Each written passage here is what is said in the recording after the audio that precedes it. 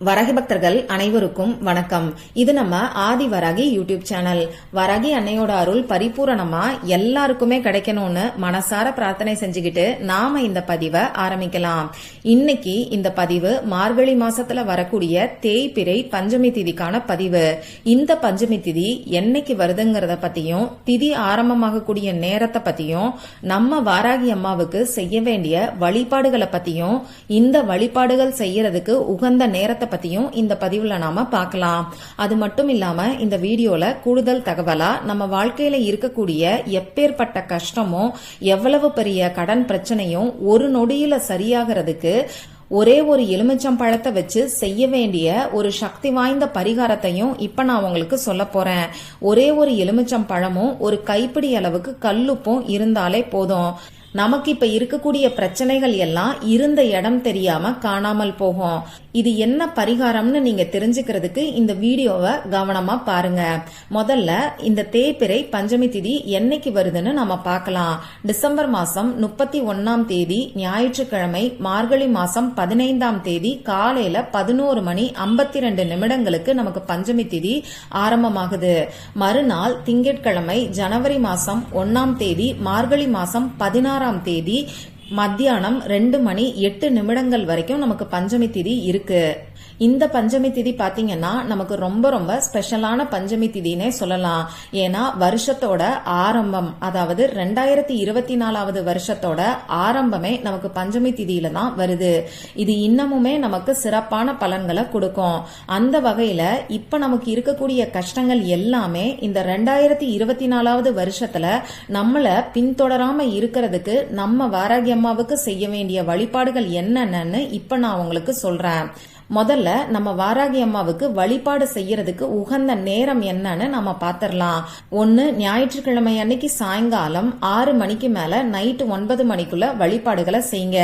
அப்படி இல்லைன்னா திங்கட்கிழமை அன்னைக்கு காலையில பிரம்ம முகூர்த்த நேரத்துல, அதாவது 4:30 மணியிலிருந்து 6 மணிக்குள்ள வழிபாடுகளை செய்யுங்க. இதுல இன்னமும் குறிப்பா சொல்லணும்னா திங்கட்கிழமை அன்னைக்கு காலையில பிரம்ம முகூர்த்த நேரத்துல வழிபாடு செய்யறது நமக்கு நல்ல பலன்களை கொடுக்கும். ஏன்னா ஜனவரி மாசத்தோட முதல் நாள், அதுவும் மார்கழி மாசத்துல பிரம்ம முகூர்த்த நேரத்துல நாம செய்யக்கூடிய வழிபாடுகளுக்கு நிச்சயமா நமக்கு கை மேல பலன் கிடைக்கும். ரொம்ப ரொம்ப சக்தி வாய்ந்த நேரம்னே சொல்லலாம். இப்படி பிரம்ம முகூர்த்த நேரத்துல செய்ய முடியாதவங்க மட்டும் ஞாயிற்றுக்கிழமை அன்னைக்கு சாயங்காலம் 6 மணிக்கு மேல நைட்டு 9 மணிக்குள்ள நீங்க செய்யுங்க. இப்படி இந்த 2 குறிப்பிட்ட நேரத்திலையும் உங்களால செய்ய முடியலன்னா வேற எப்ப செய்யலாம்னு பாத்தீங்கன்னா திங்கட்கிழமை அன்னைக்கு காலையில 6 மணிக்கு மேல 7:30 மணிக்குள்ள செஞ்சு முடிச்சிருங்க. ஏன்னா 7:30 மணிக்கு மேல நமக்கு ராகு காலம் ஆரம்பமாகுது. இப்ப நான் சொன்ன 3 நேரத்துல ஏதாவது ஒரு நேரத்துல நம்ம வாராகி அம்மாவுக்கான வழிபாடுகளை நீங்க செய்யுங்க. பெஸ்டான டைம் முன்னாடியே நான் சொன்ன மாதிரி திங்கட்கிழமை பிரம்ம முகூர்த்த நேரம் தான்.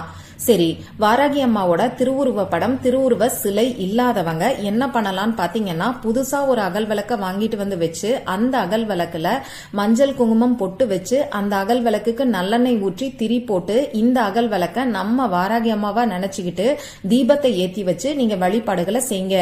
ஏற்கனவே நம்ம வாராகி அம்மாவுக்கான வழிபாடுகளை நீங்க செஞ்சிருந்தீங்கன்னா அதே பழைய அகல் விளக்க இந்த வழிபாடுக்கும் நீங்க யூஸ் பண்ணிக்கோங்க. இந்த வழிபாடை நீங்க செஞ்சு முடிச்சதுக்கு அப்புறமா இந்த அகல் விளக்கை எடுத்து சுத்தம் பண்ணிட்டு தனியா ஒரு இடத்துல வச்சுக்கோங்க. வேற எந்த வழிபாடுகளுக்கும் இந்த அகல் விளக்க நீங்க பயன்படுத்த வேணாம். எப்பெல்லாம் நம்ம வாராகி அம்மாவுக்கான வழிபாடுகளை நீங்க செய்யறீங்களோ அப்பெல்லாம் இந்த அகல் விளக்க நீங்க யூஸ் பண்ணிக்கோங்க. வாராகி அம்மாவோட திருவுருவ சிலை வச்சிருக்கிறவங்க தவறாம 5 வகையான அபிஷேகங்களை செய்யுங்க. அதே மாதிரி வாராகி அம்மாவோட திருவுருவ படம் வச்சிருக்கிறவங்க திருவுருவ படத்தை சுத்தம் பண்ணிட்டு மஞ்சள் குங்குமம் பொட்டு வச்சுட்டு இப்ப நான் சொல்ல போற வழிபாடுகளை நீங்க செய்யுங்க. நம்ம வாராகி அம்மாவுக்கு சிகப்பு நிற பூக்கள், அப்படி இல்லைன்னா வாசனை நிறைந்த பூக்கள் உகந்தது.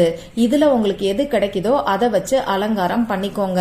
அகல் விளக்க ஏத்தி வச்சு வழிபாடு செய்யறவங்க அகல் விளக்க சுத்திலும் பூக்களை வச்சு அலங்காரம் பண்ணிக்கோங்க.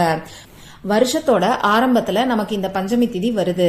அதனால இந்த வருஷம் ஃபுல்லா நம்ம வாழ்க்கையில எந்த ஒரு கஷ்டமும் இல்லாம இருக்கிறதுக்கும் சுபகாரியங்கள் நடக்கிறதுக்கும் நாம செய்கின்ற செயல்கள்ல இருக்கக்கூடிய தடைகள் நீங்கி நமக்கு வெற்றி கிடைக்கிறதுக்காகவும் இந்த பஞ்சமி திதி அன்னைக்கு நம்ம வாராகி அம்மாவுக்கு மஞ்சள் மாலை போட்டு அலங்காரம் பண்ணிக்கோங்க.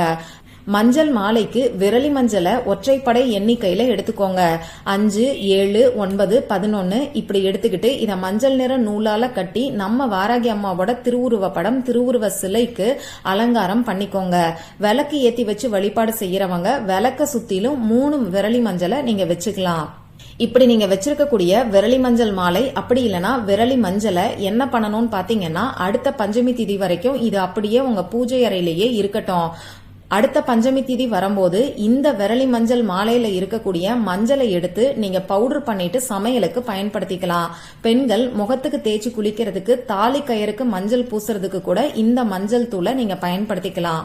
நம்ம வாராகி அம்மாவுக்கு மண்ணுக்கடியில விளையக்கூடிய காய்கறிகள், கிழங்கு வகைகள் ரொம்ப ரொம்ப பிடிக்கும். அதே மாதிரி பானகம் நம்ம வாராகி அம்மாவுக்கு இன்னமுமே விசேஷமானது.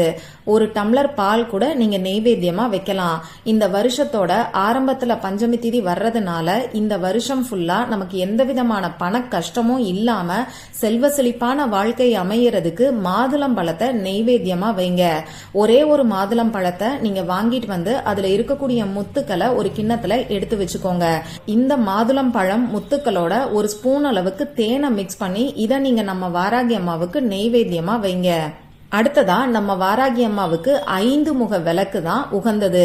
ஒரு பெரிய அகல் விளக்குல 5 திரி போட்டு 5 முக விளக்கா நீங்க ஏத்தி வச்சுக்கோங்க.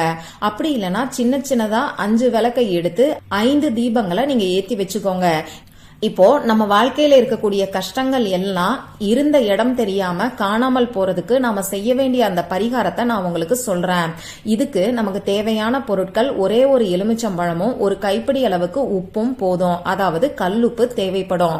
கருப்பு புள்ளிகள் இல்லாத நல்ல மஞ்சள் நிறத்துல இருக்கக்கூடிய எலுமிச்சம் பழத்தை நீங்க வாங்கிட்டு வந்து வச்சுக்கோங்க. எலுமிச்சம் பழத்தை வாங்கும் போது ஸ்மெல் பண்ணி பார்த்து வாங்காதீங்க.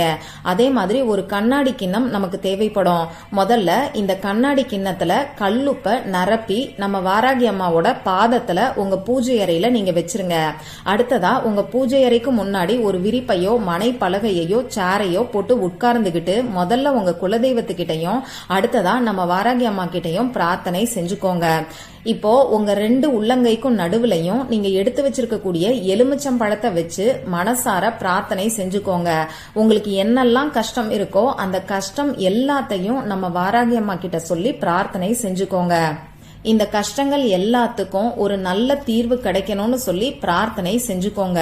இதுக்கப்புறமா இந்த எலுமிச்சம்பழத்தை உங்க இடது உள்ளங்கையில வச்சு நீங்க மூடிக்கோங்க. நம்ம வாராகி அம்மாவுக்கான மந்திரங்களை நீங்க சொல்லுங்க. மந்திரத்தை 108 தடவை சொல்றதுக்கு மஞ்சள் தூள், குங்குமம் அப்படி இல்லனா சில்லறை காசால நீங்க அர்ச்சனை பண்ணுங்க. இந்த வழிபாடு செஞ்சு முடிச்சதுக்கு அப்புறமா நீங்க அர்ச்சனை பண்ண குங்குமத்தை தனியா ஒரு டப்பால எடுத்து வச்சுக்கிட்டு தினமும் நெற்றியில வச்சுக்கிறதுக்கு யூஸ் பண்ணிக்கலாம். மஞ்சள் தூளால அர்ச்சனை பண்ணிருந்தீங்கன்னா இந்த மஞ்சள் தூளையும் நெத்தியில வச்சுக்கிறதுக்கு பயன்படுத்திக்கலாம். அப்படி இல்லைன்னா சமையலுக்கு கூட இந்த மஞ்சள் தூளை நீங்க பயன்படுத்திக்கலாம். அர்ச்சனை பண்ண சில்லறை காசுகளை நீங்க தனியா ஒரு இடத்துல வச்சுட்டு திரும்பியும் அர்ச்சனை பண்றதுக்கு யூஸ் பண்ணிக்கலாம். நீங்க மந்திரம் சொல்லி முடிக்கிற வரைக்குமே இந்த எலுமிச்சம்பழம் உங்க கையிலேயே இருக்கட்டும். மந்திரம் சொல்லி முடிச்சதுக்கு அப்புறமா இந்த எலுமிச்சம்பழத்தை நீங்க பூஜை அறையில வச்சிருக்கக்கூடிய கல்லுப்புக்கு மேல வச்சிருங்க. அதாவது கண்ணாடி கிண்ணத்துல கல்லுப்பை வச்சு அந்த கல்லுப்புக்கு மேல இந்த எலுமிச்சம்பழத்தை வச்சிருங்க. இத நீங்க நம்ம வாராகி அம்மாவோட பாதத்துக்கிட்ட வச்சிருங்க. இதுக்கப்புறமா கற்பூர ஆரத்தி காண்பிச்சு உங்க பூஜையை நீங்க நிறைவு செஞ்சுக்கோங்க. இந்த வழிபாட்டுக்கு நீங்க வச்சிருக்கக்கூடிய நெய்வேத்தியத்தை நீங்களும் உங்க வீட்டுல இருக்கிறவங்களும் பிரசாதமா சாப்பிடலாம். அடுத்ததா இந்த எலுமிச்சம்பழமும் கல்லுப்பும் அப்படியே இருக்கட்டும்.